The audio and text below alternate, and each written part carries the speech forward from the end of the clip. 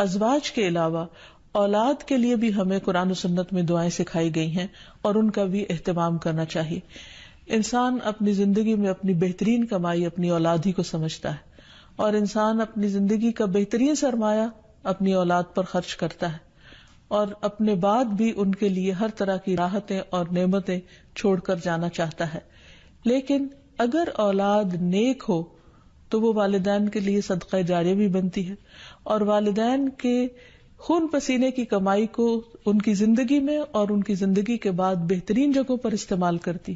لیکن اگر اولاد بگڑی ہوئی ہو تو زندگی میں بھی انسان کے لیے اذیت اور عذاب ہے، اور بعد میں بھی اس کے مال کو ضائع کرنے والی ہوتی ہے اور اس کے لیے بدنامی کا سبب بنتی ہے. اس لیے خصوصی طور پر اولاد کے لیے دعائیں کرتے رہنا چاہیے.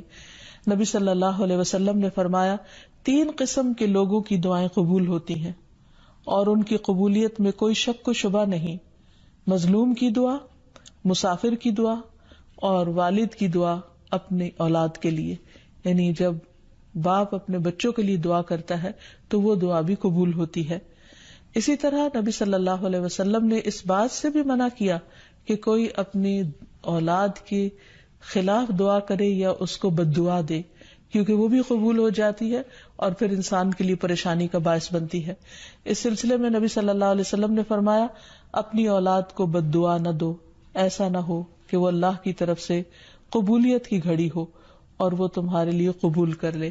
اور اگر انسان کی ایسی دعا قبول ہو جائے تو پھر انسان کے لیے سخت پریشانی کا باعث ہو سکتی ہے یہ بات. پھر اسی طرح یہ ہے کہ اگر کسی کی اولاد نہ ہو تو اس کے لیے بھی دعا سکھائی گئی ہے، اور وہ دعا ابراہیم علیہ السلام کی دعا ہے جس میں وہ کہتے ہیں رب ہب لی من الصالحین، اے میرے رب مجھے نیک اولاد عطا فرما، صالح لوگوں میں سے عطا فرما. فبشرناہ بغلام حلیم، تو ہم نے اسے ایک بردبار بیٹے کی بشارت دی. یعنی اللہ سبحانہ وتعالیٰ نے ان کی دعا سن لی، اور یہ دعا بہت عرصے کے بعد سنی گئی تھی لیکن بہرحال سن لی گئی. ابراہیم علیہ السلام اللہ کے دوست تھے اور مستجاب الدعوات تھے، ان کی دعائیں قبول ہوتی تھی.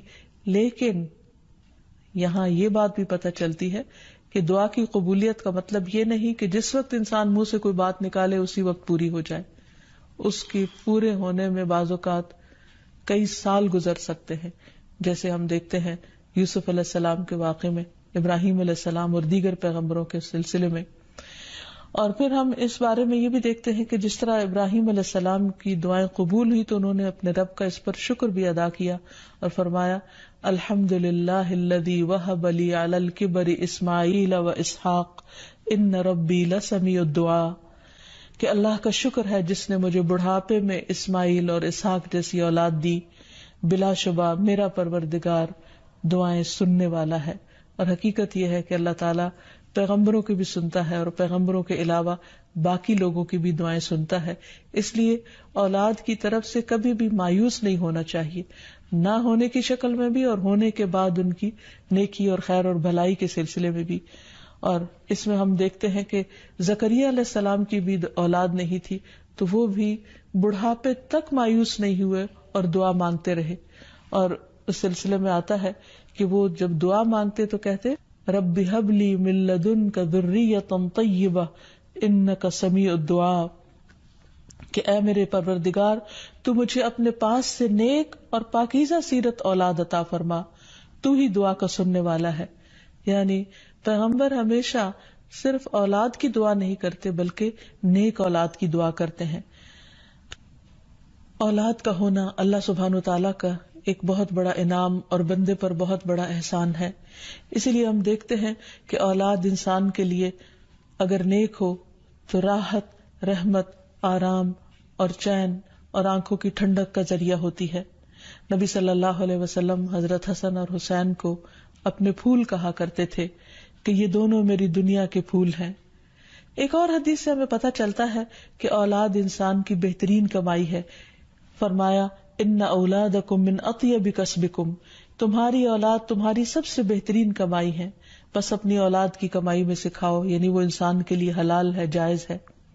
پھر اسی طرح بیٹیاں جو ہیں ان کی تعلیم و تربیت اور ان کی پرورش بھی ایک بہت خیر و بھلائی اور جنت کمانے کا ذریعہ ہے. لیکن اس کے ساتھ ساتھ یہ بھی یاد رکھنا چاہیے کہ اولاد ایک رسپانسبلٹی بھی ہے، ان کے بارے میں سوال بھی کیا جائے گا کہ ان کی تربیت کس طرح کی. پھر خصوصی طور پر اسے ماں کی ذمہ داری قرار دیا گیا، اگرچہ ماں اور باپ دونوں ذمہ دار ہیں، لیکن عورت سے اس کے گھر والوں یعنی اس کے بچوں کے بارے میں اس سے سوال ہوگا کہ اس نے ان کی تربیت کیسے کی. تو اس لیے ہم سب پر لازم ہے کہ ہم اپنے بچوں کی دینی اور دنیاوی دونوں طرح سے بہترین تربیت کرنے کی کوشش کریں. تو آخر میں ہم دیکھتے ہیں کہ جو دعائیں ہمیں خاص طور پر اولاد کے لیے مانگنی چاہیے وہ ان کی نیکی، تقوی اور اصلاح کی ہیں، پیدائش سے پہلے بھی اور بعد میں بھی. پیدائش سے پہلے رب ہب لی من الصالحین، کہ اے رب مجھے صالح اولاد عطا کر.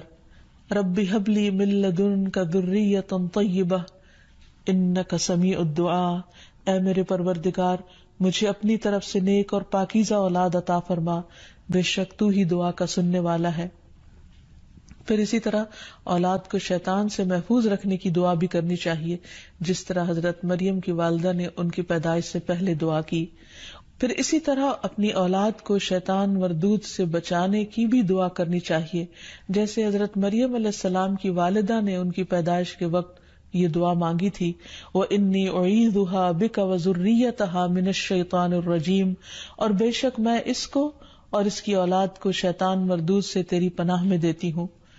پھر اسی طرح ایسی اولاد مانگنی چاہیے کہ جو انسان کے لیگیسی کو آگے لے کر چل سکے اور اس کے علمی ورثے کو سنبھالنے والی ہو، جیسے زکریا علیہ السلام نے دعا کی تھی.